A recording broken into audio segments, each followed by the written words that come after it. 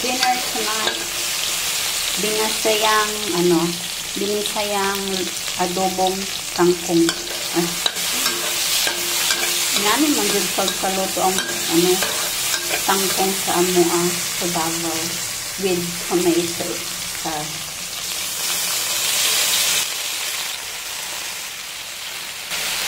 Tapos ukay-ukayin. Bitchin, asin, toyo. Dapat marami para mas masarap. Tapos, syempre, halo-haloin again. A little bit of water. Of course, takpan. After 3 minutes. Ta-da-da! Wow.